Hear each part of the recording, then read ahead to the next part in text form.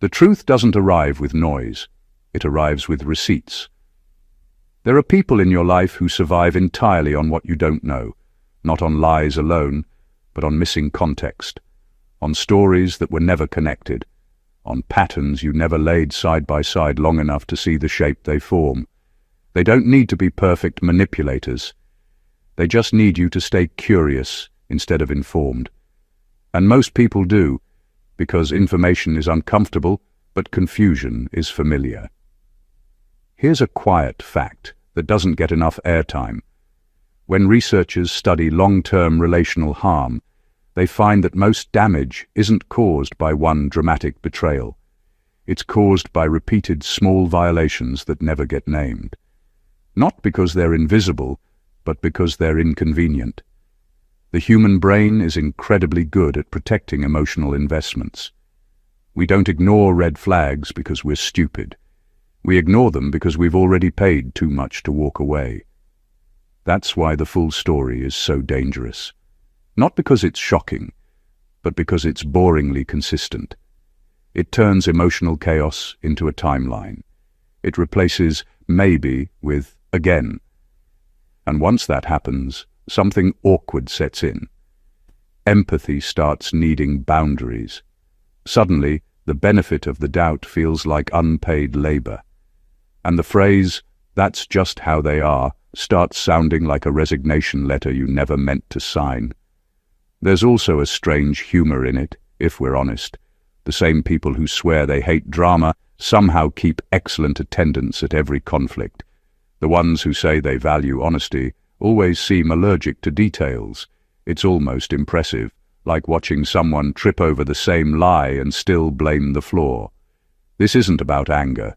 It's about clarity, about what happens when you stop judging moments and start reading patterns. Because if you ever sat down with the full story, not the edited version, not the apology remix, not the "it's complicated" special edition, you wouldn't need closure. You'd need distance. And you wouldn't announce it. You'd just cut the signal and move on, calm, awake, and done. Number 1, they don't misunderstand you. They rely on your ignorance of their pattern. There's a big difference between someone who truly doesn't get you and someone who hopes you never connect the dots. Misunderstanding is accidental. Patterns are intentional. When a person keeps hurting you in ways that feel oddly familiar, it's not because communication failed again. It's because you're being shown the same behavior through different scenes, different moods, different excuses. The problem is not clarity. The problem is sequencing.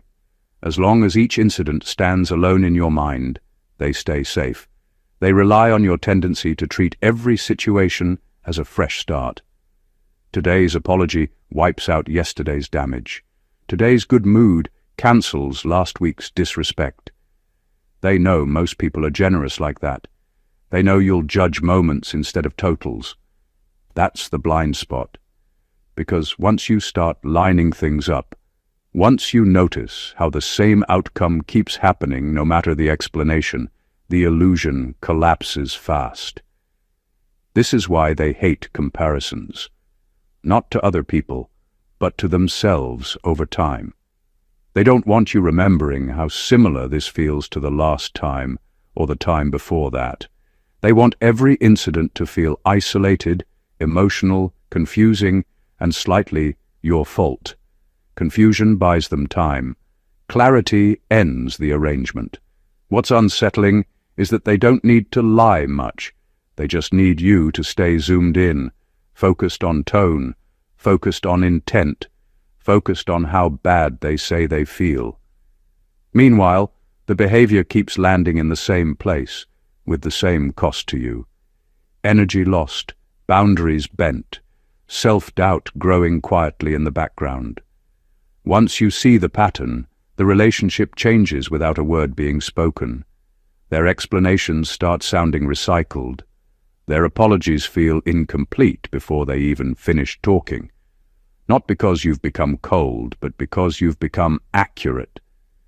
Accuracy is uncomfortable for people who survive on selective memory. If you ever fully understood how consistent they've been with this behavior, Not just with you, but across situations. You wouldn't feel the need to explain yourself anymore. You wouldn't argue. You wouldn't chase resolution. You'd simply recognize that this isn't confusion. It's repetition. And repetition doesn't need another conversation. It needs an ending. Number 2. The version of them you love exists only where accountability is absent. The person you think you know, the one who smiles, charms, and shows warmth, only exists in a vacuum where consequences don't exist. When responsibility enters the room, that version disappears like mist. Kindness, empathy, and attention aren't qualities they carry. They're tools they deploy when it's safe, when no one can hold them accountable. You fall in love with the gaps between their missteps, not the person themselves. In relationships, accountability is like a mirror. It reflects true character. Some people can only show their good self when the mirror is removed, when mistakes are excused, or when no one is watching closely enough to catch patterns. That's why you notice a sudden shift the moment things get inconvenient. That charming, funny, thoughtful version collapses into excuses, blame, or cold indifference. It isn't inconsistency. It's design. Their appealing self is not a reflection of who they are. It's a reflection of how much freedom they have to manipulate perception. You start making allowances because the behavior is subtle at first. A missed promise, a small lie, a slight disregard. Nothing extreme, nothing undeniable. But those moments add up. Every time the good version reappears, it reinforces hope, keeps you attached, and makes you rationalize what you shouldn't tolerate. That hope is the hook. It's what convinces you that accountability is the problem, not them. The truth is, they only operate fully in spaces where no one can challenge them. Recognizing this doesn't require anger, it requires observation. Watch how their charm retreats under scrutiny, how their warmth disappears when the weight of responsibility hits. That's the version you fell for. Conditional, fragile, and entirely dependent on your willingness to ignore consequences. Once you see it, the illusion cracks. The person you thought you loved isn't gone. They were never real. The real version is steady in their self-interest, consistent in avoiding accountability, and unbothered by what they cost others. Accepting that truth is brutal, but necessary. It's not cruelty to leave. It's clarity. And clarity is the moment you stop mistaking performance for authenticity. Number 3. They benefit more from your confusion than from your trust. Some people don't need to actively hurt you to gain power over you. They thrive quietly, invisibly, in the space created by your doubt, your hesitation, and your endless attempts to make sense of them. Confusion is their currency. Every time you pause to question yourself, every time you wonder if you overreacted, every time you replay conversations in your head searching for clarity, they gain. Not in money, not in attention, but in control. Your uncertainty keeps the system running, and you pay the cost. Trust is simple. Trust is clear, measurable, and accountable. It can be rewarded or broken in one moment. Confusion, on the other hand, lingers. It seeps in slowly. It keeps you second-guessing, apologizing for your reactions, and forgiving behaviors that should never have been tolerated. While trust can end, confusion can last indefinitely. That's why they don't fear losing your faith. They fear losing your hesitation. That subtle imbalance is the leverage they live on. It's exhausting to live in someone's fog. You think your patience or empathy matters, but what matters to them is that you keep trying to untangle the knots they tie. They don't need to clarify. They need you tangled. Every half-truth, every selective memory, every "I didn't mean it like that" adds another layer to the confusion, and each layer strengthens their position. Meanwhile, your energy erodes quietly, almost without you noticing, until you're too worn out to stand firm. Once you see the pattern, it's chilling. The same person who claims to care about your feelings has built their entire relationship with you on what they can obscure. Your confusion becomes the scaffolding for their freedom to act without accountability. The moment clarity arrives, the spell breaks. Apologies stop feeling sincere, explanations feel rehearsed, and the power you gave away without realizing it becomes painfully obvious. Understanding this is brutal, but liberating. Confusion is not an accident, it's a tool, and it has been used expertly. The people who benefit from it don't even need to speak loudly. They simply let you spin, overthink, and forgive, while they maintain their advantage silently. Recognizing this gives you something they will never have, a clear view of the architecture of control. Number 4. What they call mistakes are rehearsed behaviors with plausible deniability. People will often hide behind the word mistake as if it absolves them of responsibility, as if it transforms intent into accident. But patterns don't emerge from accidents, they emerge from repetition. The same slip, the same boundary crossed, the same excuse appearing again and again is not a quirk. It's rehearsal. They've tested the limits quietly, noting how far they can go before being challenged. Every so-called oops is carefully placed in a context where it can be explained, minimized, or denied. That's why they always sound believable. Denial becomes a performance art, and you are the unwitting audience, applauding or forgiving because it seems accidental. This is subtle. They don't announce their intentions. They create situations where they can act the same way and retreat behind the curtain of plausibility. The missed promises, the tiny betrayals, the manipulations hidden in casual words, they are not spontaneous. They are rehearsed moves designed to see how much you will allow. And the brilliance, or the cruelty, lies in how natural it looks. You don't feel manipulated at first. You just feel unsettled, confused, or guilty. The word mistake is their weapon. It flips blame back onto you, makes you overanalyze your response, and masks the fact that the behavior is deliberate. Once you recognize this, the pattern becomes unmistakable. You notice the consistency. The same behavior repeats, even when the story or context changes. The apologies start to sound identical. The excuses feel familiar.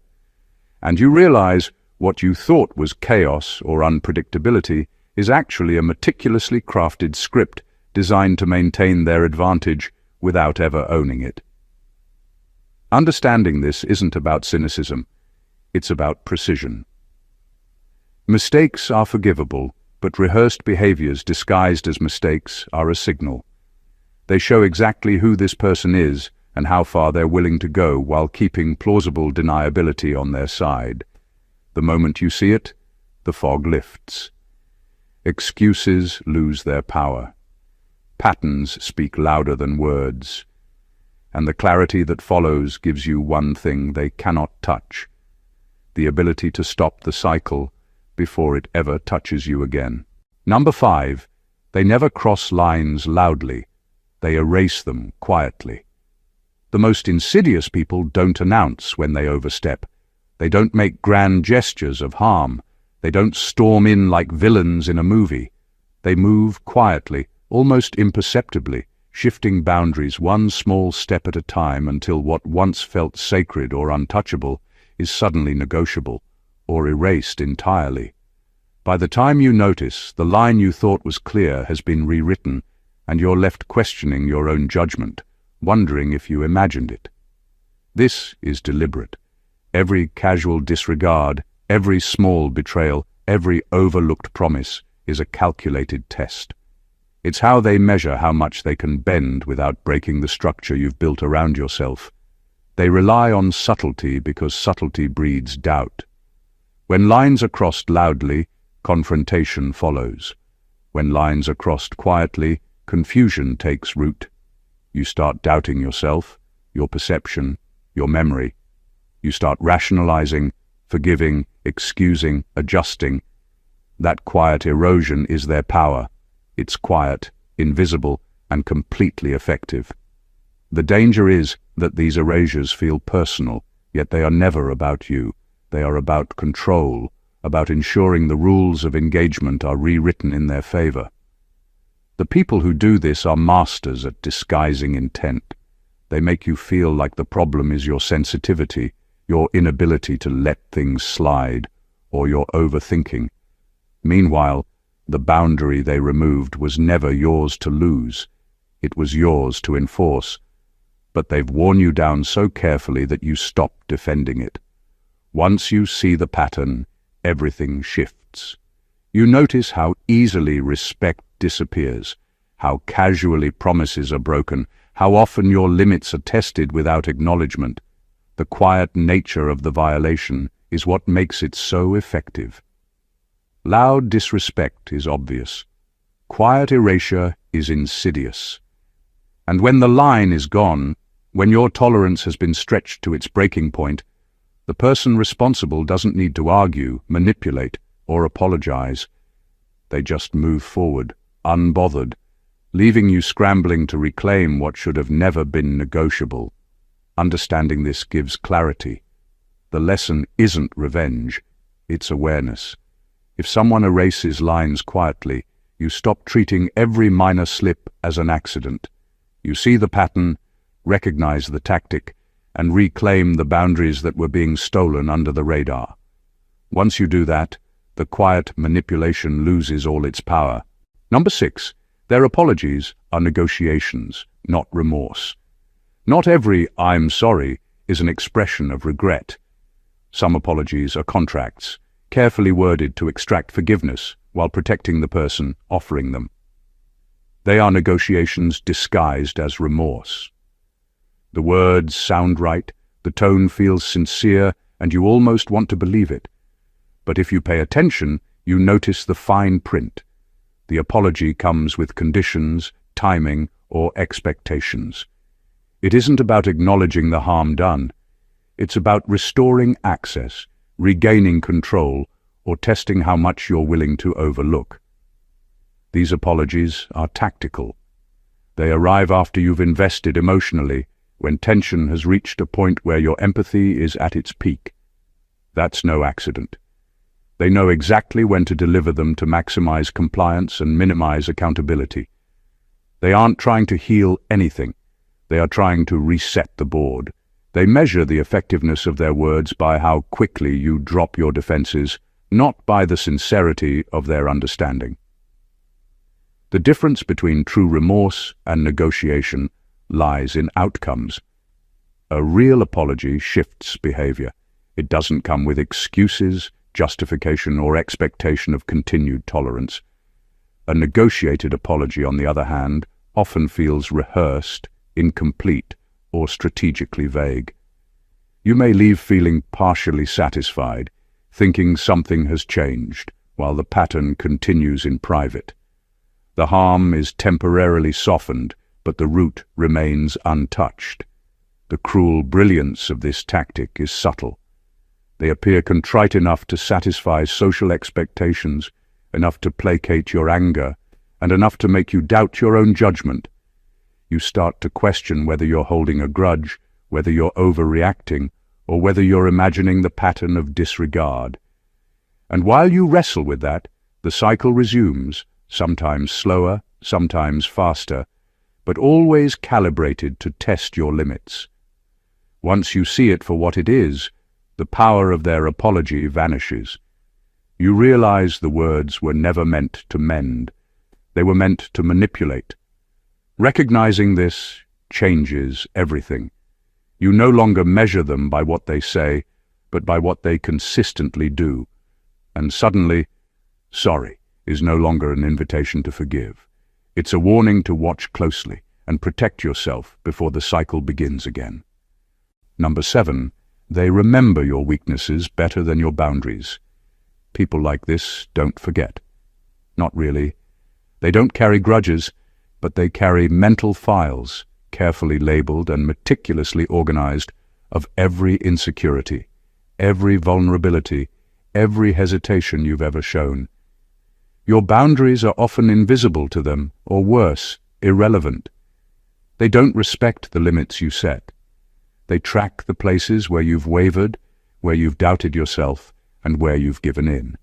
Those are the spots they return to, over and over, not because they need to hurt you, but because they've discovered exactly how far they can go without resistance.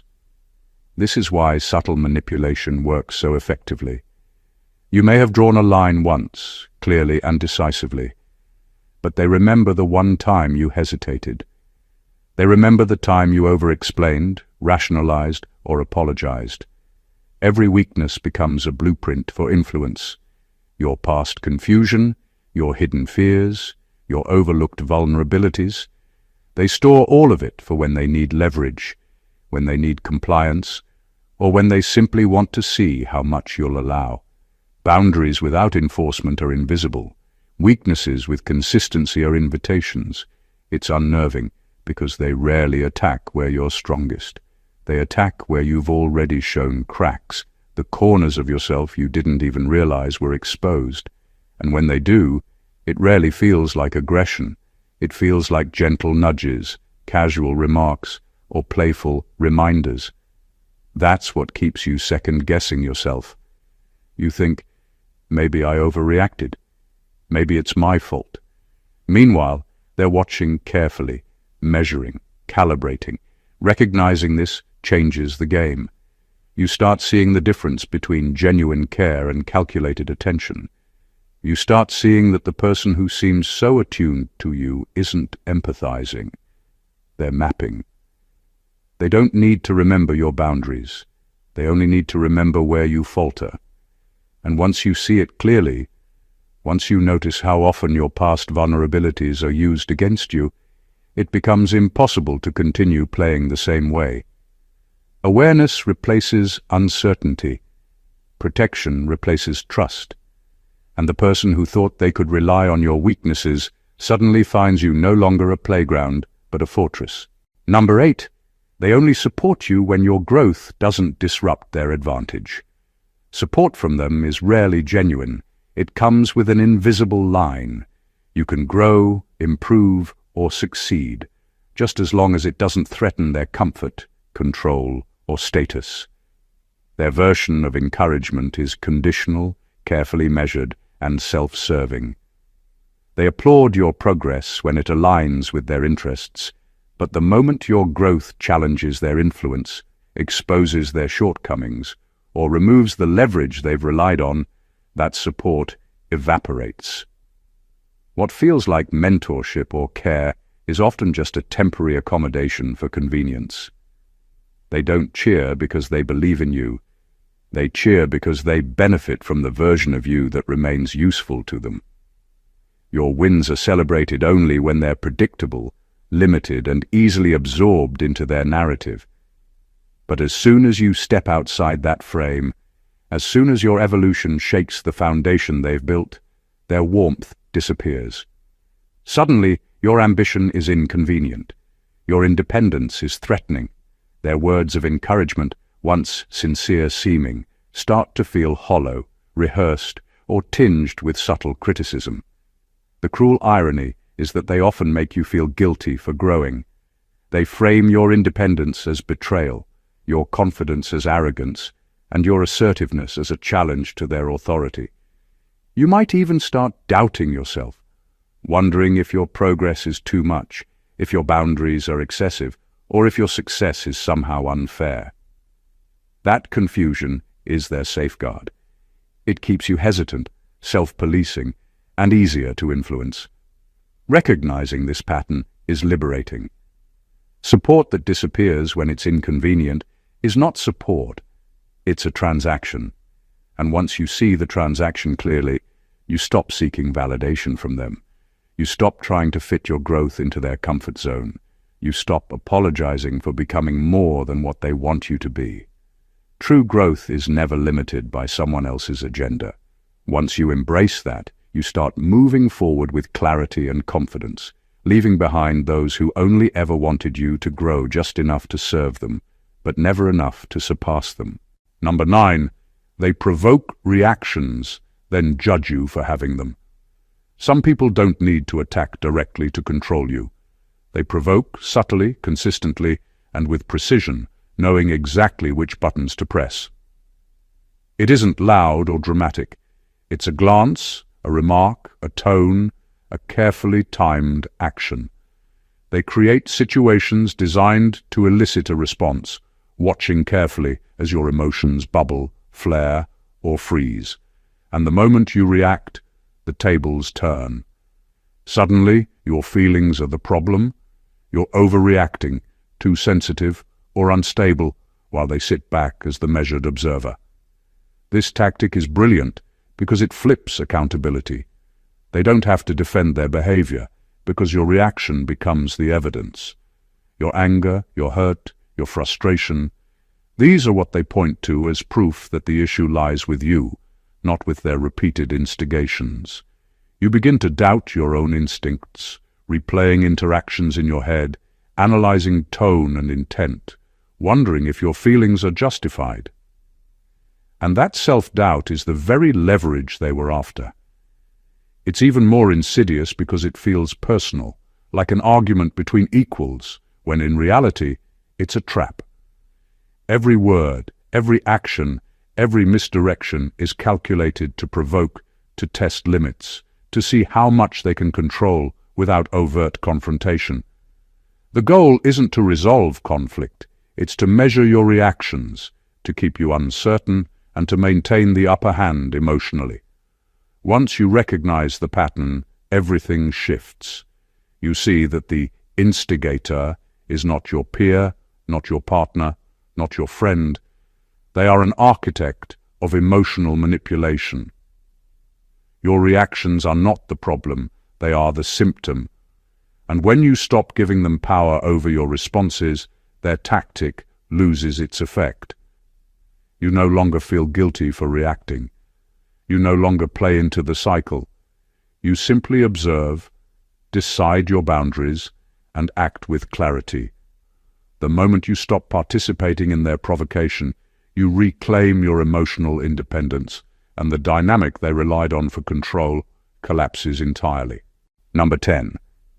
Their loyalty is conditional, not mutual. Some people appear loyal until loyalty becomes inconvenient. It's not that they are disloyal by nature, it's that their loyalty always has an expiration date, one determined entirely by their comfort, benefit, or emotional convenience. They expect you to stand by them through chaos, mistakes, and self-serving choices. But the moment circumstances shift and supporting you becomes inconvenient, their allegiance vanishes as quietly as it arrived. What they offer is not mutual respect or partnership. It's a one-sided contract disguised as devotion. This type of loyalty is transactional. They measure relationships by what they gain, what remains easy, or what feeds their ego. Your loyalty, your patience, your energy, and your forgiveness are counted as payment. They don't mirror it because they aren't operating from the same standard. You are expected to stay present, forgiving, understanding, and available, while their presence, attention, and care are optional, flexible, and conditional. You're loyal to principles they never honor. The danger lies in the subtlety. At first, their devotion feels sincere, even inspiring. You begin to invest emotionally, assuming that commitment is reciprocal. Over time, patterns emerge. Support disappears when it matters most. Affection fades when it no longer serves them. Apologies come, but only when convenient. Promises are made without intention of keeping them. That's the hallmark of conditional loyalty. It isn't absent, it's selective, and its selectiveness is always in their favor. Recognizing this doesn't require anger. It requires honesty. You see that your efforts, your care, and your patience are not reciprocated because you are not dealing with someone who operates on the same code of loyalty. Once you understand that loyalty is conditional, you stop expecting permanence where there is none. You stop giving energy to someone who measures connection by convenience rather than principle. And once that clarity hits, You realize that true loyalty doesn't need negotiation, performance, or timing. It is steady, reliable, and uncompromising, and it's something you only give and receive with people who understand that value. Number 11. They rewrite history to protect their self-image, not the relationship. Some people are master storytellers, and not in a flattering way.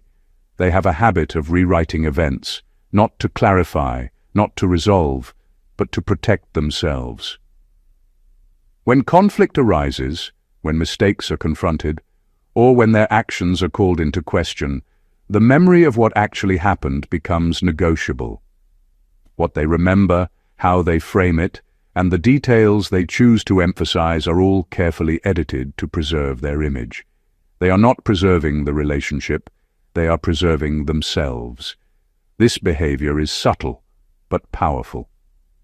At first, it seems like a difference in perspective. You think, maybe you misremembered, maybe you overreacted. But over time, the discrepancies pile up. You notice that conversations, promises, and events are reframed in ways that always favor them. You start to catch patterns, how the same incident is told differently depending on who's listening, or how the story conveniently omits inconvenient details. Each retelling isn't a mistake. It's a carefully curated performance designed to minimize guilt and maximize control. The effect is disorienting. You begin questioning your own memory, doubting your perception, and second-guessing your reactions. The more you try to correct the narrative, the more they shift it, making it feel like you're the one losing clarity. This isn't just manipulation, it's emotional containment. By controlling the story, they control how you feel about it, how others perceive it, and how much power you have to hold them accountable. Once you see the pattern, it's liberating. You realize the goal was never reconciliation, compromise, or honesty. It was impression management. Their priority was their ego, not the bond you thought you shared. Recognizing this frees you from the trap of editing your own memory to fit theirs. You stop trying to argue for truth in their version of events and start trusting your own perception. When history becomes a tool for self-preservation, clarity becomes your rebellion. And that rebellion is where you reclaim control, understanding that the relationship can only be real when both parties honor reality, not just the version that looks best for them. Number 12. They don't fear losing you. They fear losing control over you. The truth about people who manipulate or dominate subtly is that attachment isn't their goal. Control is. They aren't worried about whether you leave in the sense of missing companionship or losing emotional connection. What terrifies them is the moment you step out of their influence, the moment your decisions, your boundaries, and your independence no longer revolve around them. They have no problem with distance if it keeps you predictable, compliant, or reachable on their terms. What they can't handle is the loss of leverage, the loss of quiet authority they've built over your decisions, your energy, and your perception of them. This fear is invisible but powerful. It drives behavior more than affection ever could. Sudden attention, dramatic gestures, or even the rare vulnerability is never about closeness. It's about testing the limits of influence. If you're slipping out of reach, emotionally or physically, they act. The actions aren't born from love or care. They're calculated, reactive, precise. They want to restore the equilibrium where your life, your reactions, or your emotions are still under subtle calibration by them. The danger is that this type of control is easy to miss until you see the pattern. You may feel loved, needed, or central to their world, but the moment you assert yourself in ways that disrupt their comfort or autonomy, the dynamic shifts. Criticism, guilt-tripping, sudden charm, or manipulative apologies flood in. It isn't affection. It's an attempt to reclaim authority over your choices. They measure success by how quickly you return to the orbit they set, not by the quality of your connection. Understanding this is brutal, but clarifying. When you realize the person you thought cared about you primarily fears losing control rather than losing you, their power diminishes. Their manipulations, once subtle and disorienting, become transparent. You stop bending to preserve a relationship that was never about mutual respect. You stop rationalizing their behavior as love or concern. And once that clarity sets in, you reclaim your decisions, your boundaries, and your freedom, rendering their fear meaningless because control only exists where you allow it. And now you refuse. Number 13. They drain you subtly, so you doubt your own strength. Some people don't need to be overtly cruel to dominate. They drain you quietly, almost imperceptibly, until your confidence and energy are worn thin. It doesn't happen in one dramatic moment. It's slow, strategic, and accumulative. Every small demand, every emotional pull, every minor manipulation chips away at your reserves. You don't notice it immediately, because it rarely feels like an attack. It feels like normal life, like compromise, like care. And that's exactly why it works. The subtlety is what makes it so effective. They know how to extract energy without triggering resistance. A comment here, a sigh there, a small expectation that bends your routine. They all seem harmless alone, but collectively they erode your sense of self. Your decisions become weighed with doubt, your boundaries begin to blur, and your instinct to defend yourself feels like overreaction.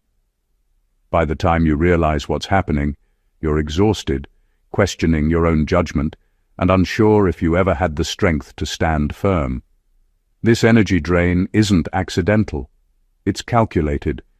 They observe where you hesitate, where your patience is deep, and where you've invested too much to step back. They return to those areas again and again, not violently, not loudly, but precisely, keeping you on edge, doubting your own capacity, and depending on them to maintain stability. The irony is brutal. The person who appears to need you is the one quietly diminishing your independence. Recognizing this is the first step toward reclaiming yourself. Awareness cuts through the fog of exhaustion. You start noticing the cumulative effect of repeated small manipulations, the pattern of depletion, and the way your instincts were eroded over time. And when clarity arrives, the power shifts. You no longer give away your energy unconsciously. You begin protecting your strength, establishing limits, and refusing to be quietly weakened. Because once you see it, you understand. They never really needed you. They only needed access to the part of you that could be drained without resistance. And refusing to let that happen is where true liberation begins. Number 14. If you saw the full pattern instead of isolated moments, your empathy would turn into clarity. People who hurt, manipulate, or take advantage rarely do it in a way that's obvious all at once. It's piecemeal, small, almost invisible, so that every single incident feels like an isolated event, a fluke, a misunderstanding, or a one-time thing. Your empathy steps in, giving benefit of the doubt, trying to reconcile what you feel with what you see. You forgive, you rationalize, you hope. But if you could step back and see the full pattern, the repeated small betrayals, the subtle manipulations, the erosion of boundaries over time, it's no longer confusing, no longer forgivable. Empathy becomes clarity, and clarity doesn't negotiate. When you examine the full pattern, the illusions fall away. The apologies, the excuses, the charm, the fleeting warmth, they all have context now. You start noticing how each minor incident wasn't random but connected, building toward a predictable outcome. You see how your patience was measured, how your doubts were exploited, and how your energy was quietly siphoned. The confusion that kept you tied to them disappears, because everything makes sense in the light of the complete story. And once sense arrives, the emotional fog lifts, leaving only truth. The realization is brutal but liberating.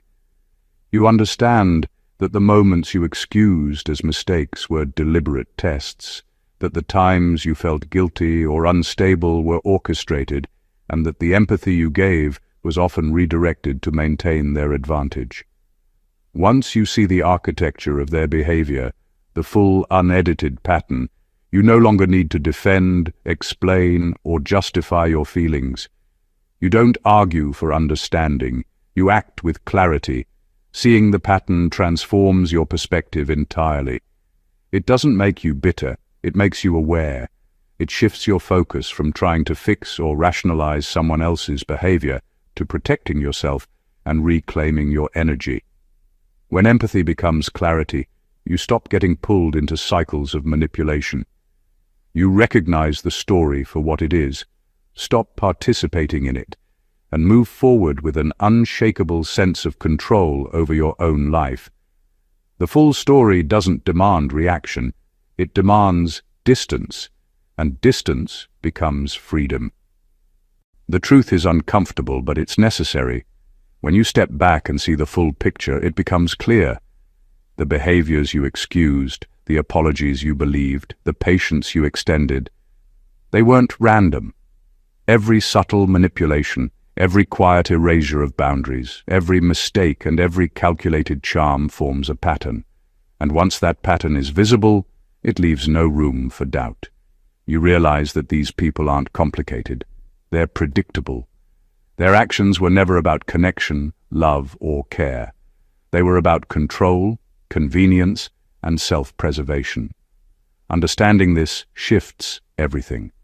It changes how you value your time, your energy, and your boundaries.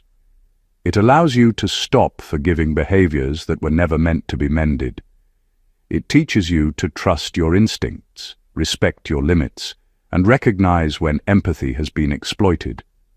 Most importantly, it gives you clarity, the kind of clarity that cuts through confusion, hesitation, and doubt. Once you see the pattern, you stop participating in cycles that drain you, and you start reclaiming your life on your own terms. This isn't about anger or revenge, it's about liberation. It's about seeing people as they truly are, not as you wish them to be. It's about protecting yourself before patterns repeat, before energy is wasted, before boundaries are silently eroded. It's about moving forward with awareness, confidence, and the power to make decisions that serve your life, not theirs. If this video gave you clarity, insight, or even a small awakening, make sure to hit that subscribe button so you never miss content that sharpens your awareness. Like this video, if it resonated, share it with someone who needs to see the truth, and drop a comment sharing your thoughts or experiences. Your engagement helps this community grow and empowers more people to see patterns before they drain their energy. Remember, clarity isn't given, it's earned. Protect it, respect it, and never let anyone steal it from you again. Stay awakened, chosen one.